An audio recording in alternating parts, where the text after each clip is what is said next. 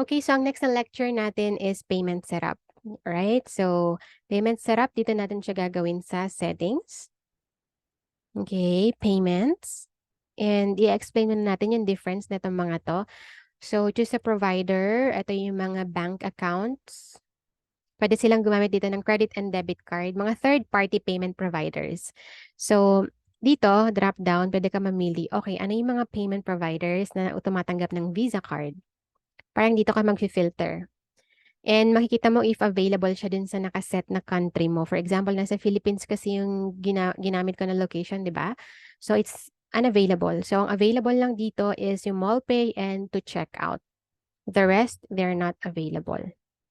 And in the future, kapag yung na-handle nyo na business is from, depende yun sa location, yung dito nakaset na location dito. Okay? Kung papalitan nyo yan sa location ni client nyo na sa international, like for example, USA, ayun, mag-a-appear siya dito kung available siya dun sa country nila. So, pwede ka mag-search, pwede ka mag-filter. So, those are third-party payment providers. Ibig sabihin, kapag pinili mo si to check out, eto, magagamit nila tong Visa, MasterCard, Amex, Discover, JCB, and Diners Club na cards nila para bumili sa online store mo. That's the third-party payment provider. And when it comes to add payment methods naman, ito naka-default na rin siya. And kapag international or US ang client mo, makikita mo dito si Shopify Payments kasi yun yung nire-recommend nila. Ang ganda ng Shopify Payments, guys. So, unfortunately, I won't be able to discuss that right now kasi hindi available sa country natin. Okay? Activate PayPal. Huwag kayong mga confuse. Sabi dito, baka sabihin mo kay client, 0% lang naman to. PayPal na lang ang gamitin natin. 0% siya kasi naka-inactive. So, it's important for you to research, do your research kung magkano ba. Kasi nagbabago-bago din yung mga charges ni PayPal. So, you wanna learn more about PayPal Express, babasahin nyo to lahat. Okay?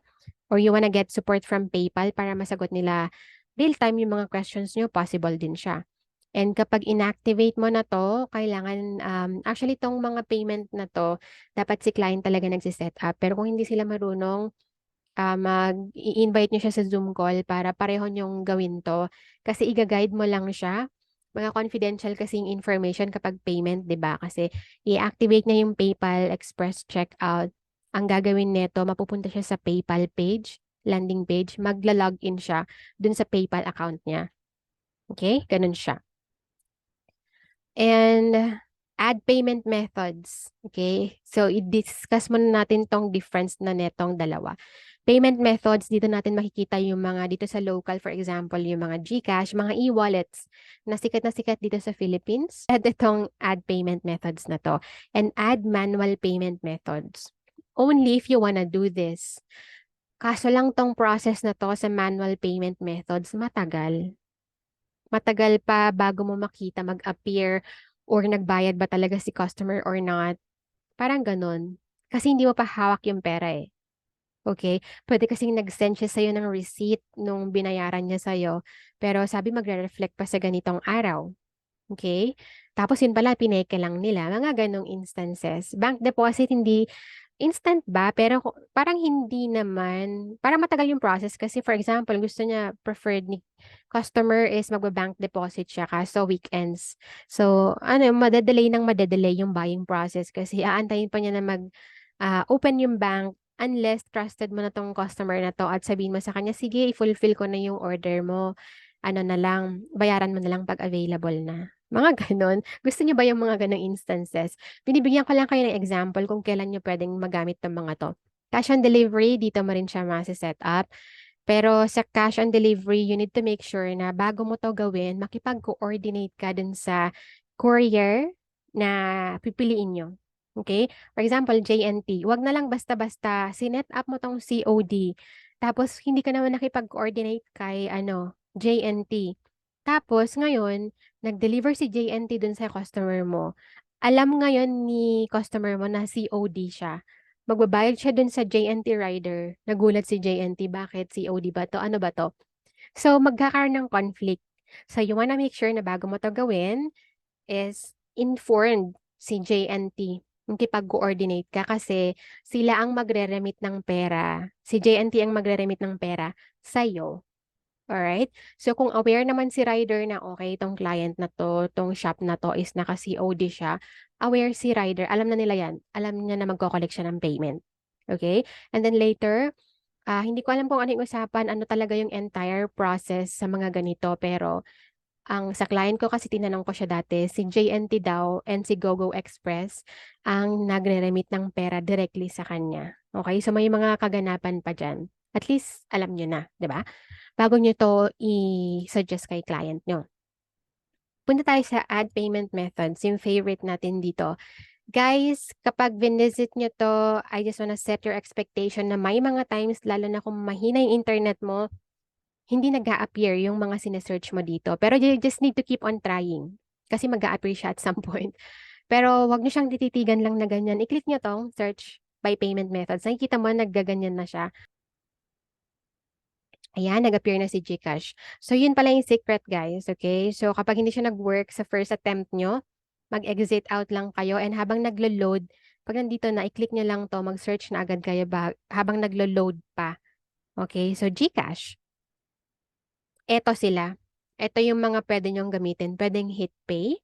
Naka 0% fee siya ngayon, pero hindi talaga yun yung accurate na percentage, okay? Kailangan nyo rin mag-inquire kay HitPay. May integration na magaganap dito, guys. Okay, so kailangan niyo ng HitPay na account. And this is a reminder to all of you na kapag kakatanggap nyo pa lang nung project or if you're an online store owner, kahit ano pa yung gamitin mo dito, ang na-try ko na kasi HitPay, PayMongo, Sendit. Yan yung mga tatlong na-try ko na and matagal yung validation nila. So, as early as you can, mag-apply na kayo agad. Kasi kailangan nyo ng HitPay account. And yung HitPay account, gagawin nyo siya separately sa website ng HitPay. So, punta lang kayo sa hitpay.com, mag-create kayo ng account, and just letting you know na kailangan doon is mga business documents, including yung DTI registration. Kailangan ng DTI registration. Huwag nyo nang patagalin yun, guys. Mura lang magpagawa. So, matagal-tagal yung process na kakailanganin para ma-approve. Okay?